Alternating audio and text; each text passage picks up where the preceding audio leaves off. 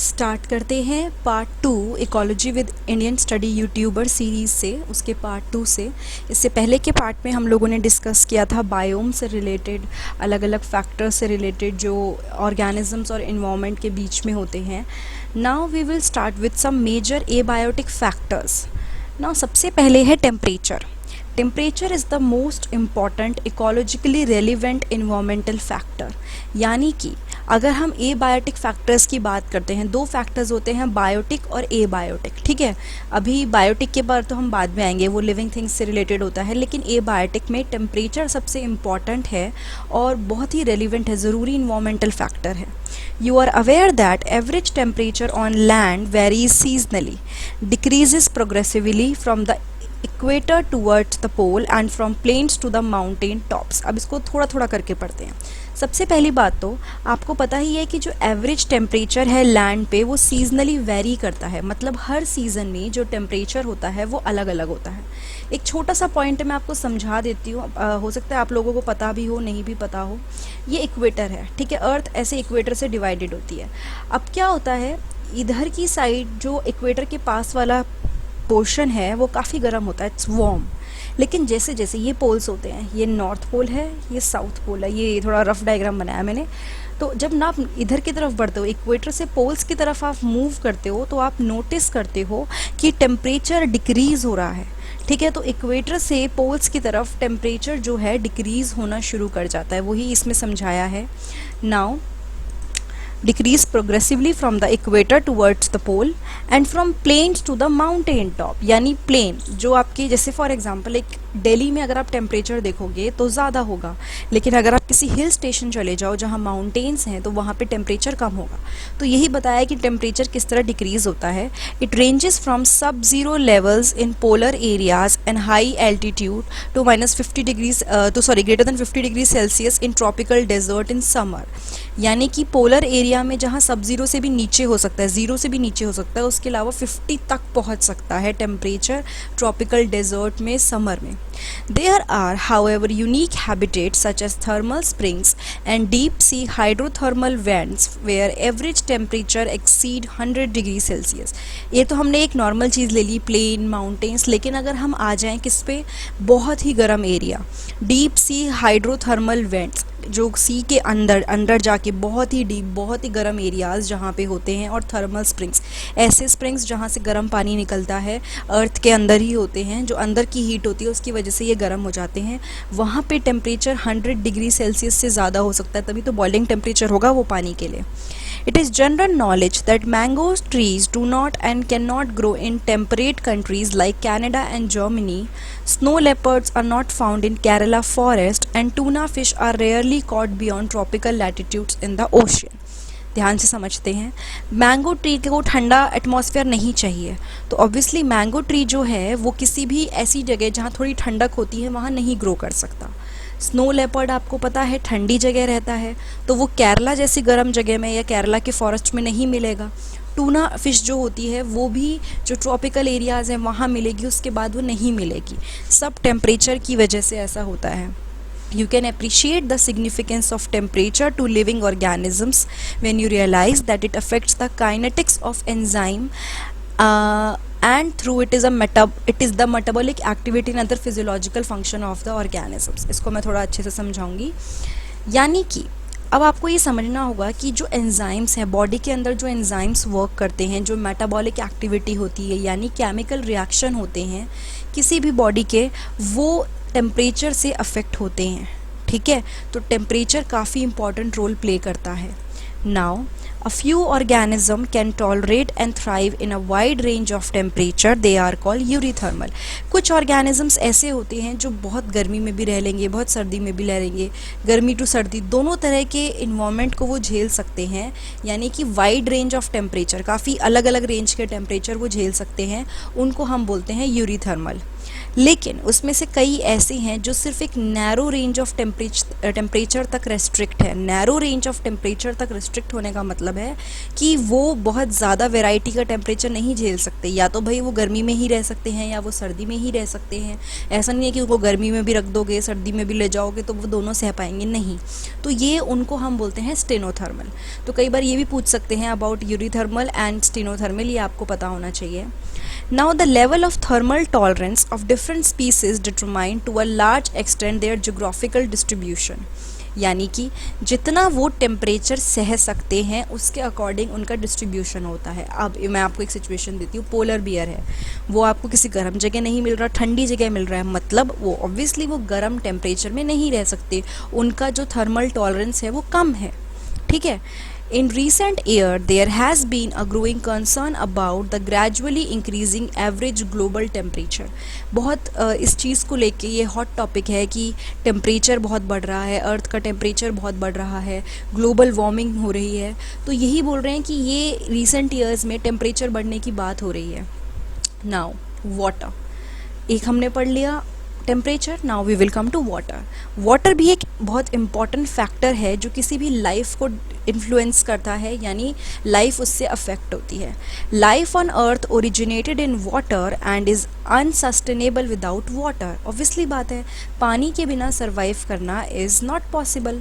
तो यहाँ पे लिखा है कि जो लाइफ है वो पानी में ही ओरिजिनेट हुई थी। ऐसा माना जाता है कि लाइफ पानी में स्टार्ट हुई थी और उसके बिना लाइफ को सस्टेन करना बहुत मुश्किल है, पॉसिबल ही नहीं है। उसकी availability is so limited in desert, यानी पानी डेजर्ट में इतना कम होता है कि कुछ स्पेशल एडाप्टेशन होती हैं ऑर्गेनिजम्स की कि वो सर्वाइव रख सके। देखो ऐसा तो नहीं है कि डेजर्ट में एनिमल्स नहीं मिलते, डेजर्ट में एनिमल्स मिलते हैं, लेकिन वो अपने आप को इस तरह से अडॉप्ट कर चुके हैं कि वो गर्मी में सर्वाइव कर जाए, डेजर्ट में सर्वाइव कर जाए। जो प्रोडक्टिविटी है और डिस्ट्रीब्यूशन का जो प्लांट्स का डिस्ट्रीब्यूशन है वो भी बहुत डिपेंडेंट होता है वाटर पे। जैसे जहाँ पे बारिश बहुत होती है, बहुत और भी फैक्टर्स हैं, बट बारिश पानी प्रॉपर आ रहा है वहाँ प्लांट्स बहुत होंगे। अब एक ऐसा रीजन ले लो जहाँ पे बिल्कुल बारिश नहीं हो रही डेजर्ट का, तो क्या वहाँ पे प्लांट्स होंगे? बहुत ज़्यादा नहीं, कम होंगे। तो यहीं पे बोला है कि जो प्रोडक्टिविटी है और डिस्ट्रीब्यूशन है प्लांट्स का वो भी पानी पे डिपेंडेंट है। You might think that organism living in ocean, lakes and rivers should not face any water related problem. आपको ऐसा लगता होगा कि जो ऑर्गेनिजम्स हैं जो ओशियन, लेक और रिवर्स में रह रहे हैं उनको वाटर रिलेटेड कोई प्रॉब्लम नहीं होती होगी, बट ऐसा नहीं है। For aquatic organisms the quality of water become important. Aquatic organisms के लिए पानी की जो क्वालिटी है वो बहुत इंपॉर्टेंट है। पीएच और केमिकल कंपोजिशन, पीएच आपने पढ़ाई है पहले की क्लासेस में, केमिकल कंपोजिशन जो जो इसकी चीज़ें होती हैं जिससे वो बना होता है। अब जैसे कि एक नॉर्मल चीज़ें बोलूँ, the salt concentration is less than 5 in inland waters. जो नमक होता है, ठीक है, सॉल्ट कंसनट्रेशन जो होता है वो इनलैंड वाटर में, चाहे वो रिवर हो गई, पॉन्ड हो गई, यानी फ्रेश वाटर में काफ़ी कम होता है, ठीक है। तभी तो हम कहते हैं वो पानी हमारे लिए सूटेबल है, हम पी सकते हैं। सीज में वही सॉल्ट कंसनट्रेशन 30 to 35 होता है। और अगर आप चले जाओ हाइपर सेलाइन लगून्स में, डेड सी जैसी जगह पे, तो भैया बहुत ही ज़्यादा सॉल्ट कंसनट्रेशन है, और हमारे लिए पानी वही सूटेबल है जिसका सॉल्ट कंसनट्रेशन बहुत कम हो। Some organisms are tolerant of a wide range of salinities, but others are restricted to a narrow range. कुछ organisms ऐसे हैं जो अलग अलग, वही सेम चीज़, जो अलग अलग सॉल्ट मतलब कंडीशंस में रह सकते हैं, कम सॉल्ट में भी, ज़्यादा में भी रह सकते हैं, उनको हम बोलते हैं यूरीहेलाइन। कुछ ऐसे हैं जो भाई कुछ लिमिटेड ऐसी क्या कहते हैं ना रेंज है जिसमें वो सर्वाइव कर सकते हैं, उनको हम बोलते हैं स्टेनोहेलाइन। Many freshwater animals cannot live for long in sea water and vice versa because of the osmotic problems they would face. कई ऐसे फ्रेश वाटर एनिमल्स हैं जो रिवर वगैरह में रहते हैं, वो सी वाटर में बहुत दिन तक नहीं रह सकते। क्यों? Osmotic problems. देखो सॉल्ट का कंसंट्रेशन की वजह से ऑस्मोटिक प्रॉब्लम भी बहुत ज़्यादा होती है, ठीक है। तो ये भी एक फैक्टर है कि जो फ्रेश वाटर एनिमल्स हैं वो सी वाटर में नहीं रह पाते। तो हमने पढ़ा second factor, abiotic factor of water. Now let's move to the third abiotic factor, that is light, ठीक है। कुछ Since plant produce food through photosynthesis, a process which is only possible when sunlight is available as a source of energy, we can quickly understand the importance of light for living organism, particularly autotrophs. इसको मैं break करके समझाती हूँ। जैसे कि जो plant हैं वो अपना खाना बनाते हैं एक प्रोसेस से जिसको हम फोटोसिंथेसिस बोलते हैं, और ये प्रोसेस तब पॉसिबल है जब सनलाइट अवेलेबल हो as a source of energy. मतलब एक खाना बनाने के लिए एनर्जी चाहिए ना, तो वो चीज़ जो रॉ मटेरियल है वो यहाँ पे लाइट होती है। और अगर हमें देखना है कि कितनी इम्पोर्टेंट है तो हमें देखना पड़ेगा कि जो ऑटोट्रॉफ हैं यानी प्लांट्स जो अपना खाना खुद बनाते हैं उस पर पूरा इकोसिस्टम डिपेंडेंट है। अब ये ऑटोट्रॉफ लाइट को यूज़ करके अपना खाना बनाते हैं। लाइट नहीं होगी तो ये अपना खाना नहीं बनाएंगे, हमें कुछ नहीं मिलेगा और भाई फिर तो इकोसिस्टम ख़त्म। Many species of small plants growing in forest are adapted to photosynthesize optimally under very low light condition because they are constantly overshadowed by tall canopy trees. इसको मैं आपको समझा देती हूँ। अब एक जंगल है जिसमें बहुत घने पेड़ हैं, बहुत बड़े बड़े पेड़ हैं, तो आप देखना जंगल के नीचे वो जो घने घने पेड़ों के नीचे वो छोटे छोटे से पेड़ जो उगते हैं, पौधे जो उगते हैं, नॉट पेड़, वो कम लाइट में रहने के अडॉप्टेड होते हैं। मतलब उनको कम लाइट की आदत होती है। क्यों? क्योंकि इतना भरे घने जंगलों में जो सनलाइट है वो ऊपर से नीचे आ ही नहीं पाती, ऊपर ही रुक जाती है। इसलिए इसने बोला है कि जो छोटे छोटे से प्लांट्स हैं, हर्ब्स और श्रब्स हैं, वो नीचे जो उगते हैं बहुत लो लाइट कंडीशन में रहने के आदी होते हैं। Many plants are also dependent on sunlight to meet their photoperiodic requirement for flowering. कई ऐसे प्लांट्स भी हैं जो सनलाइट पे डिपेंडेंट हैं ताकि वो क्या करें, अपनी फोटो पीरियोडिक रिक्वायरमेंट पूरी करें फ्लावरिंग के लिए। मतलब वो सनलाइट और लाइट के अकॉर्डिंग फ्लावर करते हैं। ठीक है, कुछ प्लांट्स दिन में उगते हैं या फिर शाम को उगते हैं, तो ये फोटो पीरियोडिक रिक्वायरमेंट हुई। For many animals too light is important in that they use the diurnal and seasonal variation in light intensity and duration as cues for timing their foraging, reproductive and migratory activity. कई animals के लिए भी light बहुत important factor है। क्यों? क्योंकि उनकी जो माइग्रेटरी एक्टिविटी होती है, एक जगह से दूसरी जगह जाना, रिप्रोडक्टिव एक्टिविटी होती है, रिप्रोड्यूस करना या फिर अपने खाने की खोज में निकलना, फॉरेगिंग के लिए निकलना, वो सब कुछ लाइट पे डिपेंडेंट होता है। जैसे अब उल्लू है भाई, वो रात को ही निकलता है। क्यों? क्योंकि उसको पता है लाइट जाएगी तो वो आएगा, तो लाइट वहाँ पे इम्पॉर्टेंट है। जो एनिमल्स कुछ हैं जो दिन में ही निकलते हैं तो उन्हें पता है लाइट आएगी तो हम जाएंगे। तो यहाँ पे वो वाली बात हो रही है। Now, the availability of light on land is closely linked with that of temperature since the sun is the source for both.